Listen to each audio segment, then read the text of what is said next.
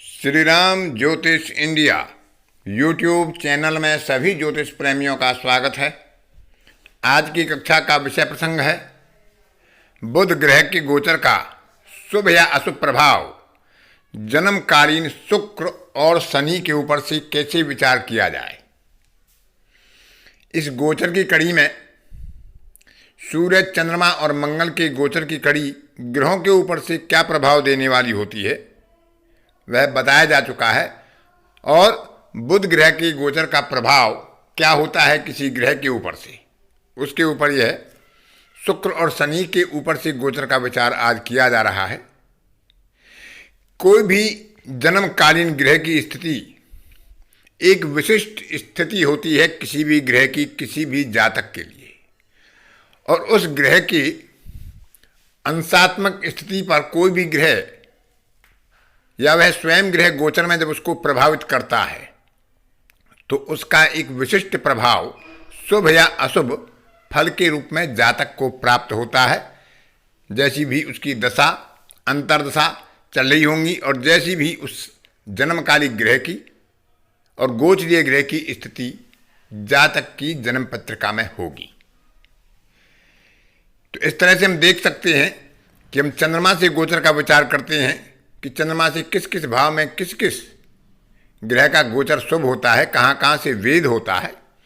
लेकिन उसके अलावा हमें यह भी देखना चाहिए कि वह ग्रह जब गोचर कर रहा है तो अंशात्मक स्थिति में किसी अन्य ग्रह से या स्वयं से जो जन्मकालीन स्थिति है वहाँ से वह क्या संबंध बना रहा है।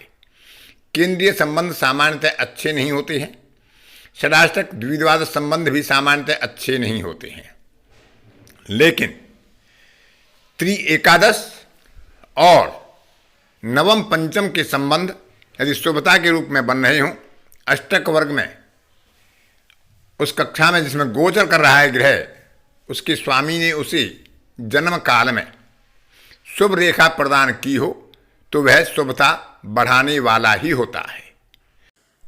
तो इन्हीं विचारों को आगे देखते हुए अब विचार करते हैं कि शुक्र के ऊपर से या उससे त्रिकोण संबंध से या केंद्रीय संबंध से शुभाशुभ गोचर बुध का प्रभावित होगा तो शुक्र के फलों को किस प्रकार से प्रभावित करेगा, और उसके बाद में शनि के शुभ और अशुभ प्रभावों पर विचार करेंगे। बुध और शुक्र नैसर्गिक रूप से मित्र हैं, लेकिन बुध की राशि में ही शुक्र की नीच राशि कन्या राशि होती है।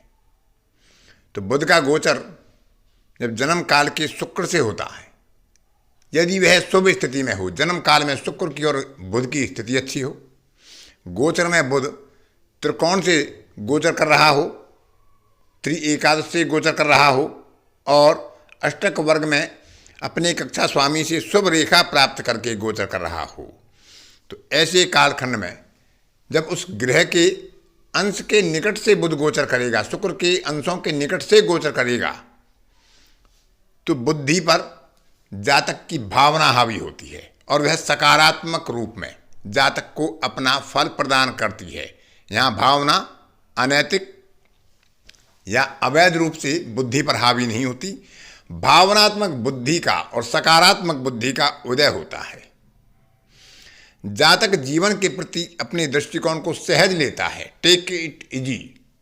एक अंग्रेजी का सूत्र आता है कि किसी भी कार्य को सहजता से लेना, सरलता से लेना, उसको अपने ऊपर हावी ना होने देना। किसी भी समस्या से निकलने में यदि जातक का मनोबल और आत्मबल बना रहता है तो वह समस्या से पार पा लेता है, लेकिन यदि आत्मबल और मनोबल कमजोर हो जाता है और वह इसका दृष्टिकोण नकारात्मक हो जाता है तो जातक के पास क्षमता होने के बाद भी, सामर्थ्य होने के बाद भी वह उस समस्या से ग्रस्त हो ही जाता है। तो ऐसे में जातक का जीवन के प्रति दृष्टिकोण सकारात्मक और सहज होता है। प्रेम संबंधों में, पारिवारिक संबंधों में मधुरता का अनुभव जातक को प्राप्त होता है। गीत, कला, संगीत आदि मनोरंजन के साधनों में स्वाभाविक रूप से रुचि बढ़ती है। कला क्षेत्र में जातक अग्रणी बन सकता है। सामाजिकता जातक में वृद्धि को प्राप्त होती है अपने मित्रों से अपने अड़ोसी पड़ोसियों से, अपने परिवारजनों से अच्छे संबंधों के आधार पर सुख सहयोग की प्राप्ति जातक कर पाता है। जातक को छोटी छोटी यात्राओं का लाभ होता है, धार्मिकता में वृद्धि होती है, स्वास्थ्य अनुकूल रहता है, आरोग्य का लाभ होता है और जातक सहज और विश्राम की स्थिति में अपने आप को अनुभव करता है। स्त्री वर्ग, या कह सकते हैं कि विपरीत वर्ग से उसे सुख और सहयोग की प्राप्ति होती है, संबंधों में मधुरता और नैतिकता बनी रहती है। बुध का गोचर यदि जन्मकालिक शुक्र से अशुभ स्थिति में होता है, जन्म काल में उनकी स्थिति अच्छी नहीं होती है, केंद्रीय संबंध में शुभ रेखा से रहित होकर अपनी कक्षा में गोचर करता है, तो ऐसे समय में व्यय की अधिकता बढ़ती है और वह भी अनावश्यक रूप से भोग और ऐश्वर्य में रुचि के कारण। स्त्री वर्ग से या विपरीत वर्ग से विवाद की संभावनाएं बढ़ती हैं। जातक की बुद्धि सकारात्मक क्षेत्र में कार्य नहीं कर पाती है। आनंद प्राप्ति के लिए, सुख प्राप्ति के लिए, भोग प्राप्ति के लिए जातक अनैतिक साधनों का उपयोग करता है और उसमें एक छिछोरापन, जिसको एक संकीर्ण सोच कहते हैं, नैरो माइंडनेस कहते हैं, ऐसी संभावनाएं उसके अंदर बढ़ जाती हैं। उसका आचरण और व्यवहार नैतिकता के खिलाफ या अमर्यादित हो सकता है। जातक अपने ज्ञान का, अपनी बुद्धि का दुरुपयोग करता है और ऐसे समय में किसी रोग आदि से भी उसे कष्ट हो सकता है। उसके मन और मस्तिष्क को विश्राम नहीं होता, उनमें अनैतिक और इस प्रकार के विचार चलते रहते हैं जो अमर्यादित होते हैं। तो ऐसे कालखंड में जातक को भगवान विष्णु के मंत्र का जप करना चाहिए या बुध और शुक्र के मंत्रों का जप किया जा सकता है ताकि अशुभता से सुरक्षा हो सके। अब विचार करते हैं बुध के गोचर का शनि के ऊपर से क्या शुभ और अशुभ प्रभाव पड़ता है।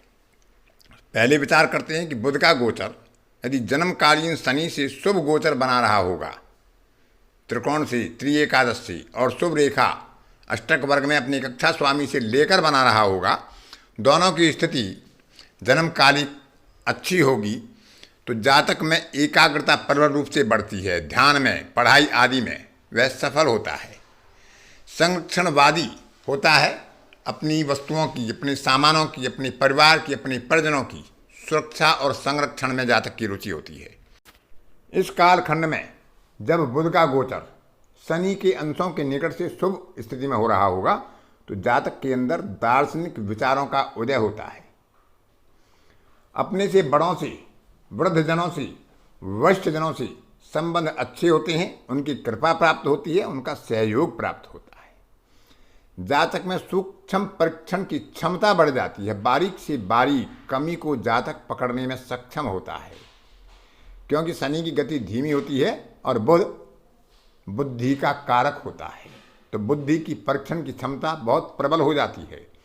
कार्य के प्रति जातक में लगन होती है, कार्य के प्रति वह अपना समर्पण दे देता है, समर्पित होता है और संकल्प शक्ति की दृढ़ता जातक को अपने लक्ष्य प्राप्ति को प्राप्त करने में सहयोगी बन जाती है।